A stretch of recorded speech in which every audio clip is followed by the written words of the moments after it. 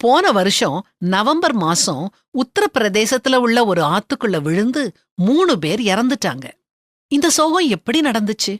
ஒரு திருமணத்துல கலந்துக்கிறதுக்காக இந்த 3 பேரும் கார்ல போய்கிட்டு இருந்தாங்க. ஜிபிஎஸ் மூலமா போய்கிட்டு இருந்தாங்க.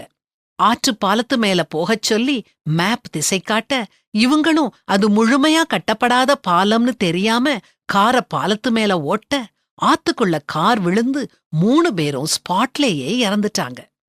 இத கேள்விப்பட்ட மக்கள் கொதிச்செழுந்தாங்க. இவங்க மரணத்துக்கு கூகுள் தான் காரணம்னு சொன்னாங்க. ஆனா உண்மையான காரணம் கூகுள் மேப்ஸா? அல்லது அத நம்பி நாம வழிய பின்பற்றினோமே, நம்முடைய கண்மூடித்தனமான நம்பிக்கைதான் காரணமா? சில வேளைகள்ல தவறா வழிகாட்டுது. அது நமக்கு தெரியும். ஆனாலும் அத நாம நம்பி அது காட்டுற வழியில போறோம். மனுஷனால உருவாக்கப்பட்ட அப்பப்போ தவறு செய்யற தொழில்நுட்பத்தை நம்ப நாம தயாரா இருக்கோம்.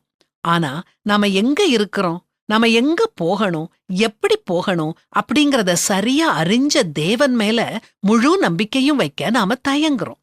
இது வேடிக்கையா இருக்குது இல்லையா? நெடுந்தொலைவு பிரயாணம் மேற்கொள்ளும் போது நம்ம போனை வழிகாட்டியா வச்சுக்கிட்டு அந்த டிஜிட்டல் குரல் சொல்றத கேட்டு போகும்போது நாம பதஷ்டப்படுறோமா?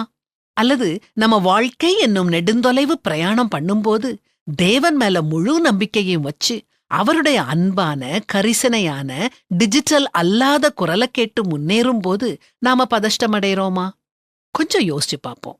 நானே வழியும் சத்தியமும் ஜீவனுமாயிருக்கிறேன்னு சொல்லியிருக்கிறாரே. உங்க வாழ்க்கையில நெரிசல் ஏற்படும்போது, பள்ளம் மேடு வரும்போது, அபாயகரமான திருப்பங்கள் ஏற்படும்போது, முற்றும் முழுவதுமா நம்ம படைச்ச தேவன் மேல நம்பிக்கை வச்சு அவர் குரலுக்கு செவி கொடுங்க. ஒருபோதும் வழி தவறமாட்டீங்க.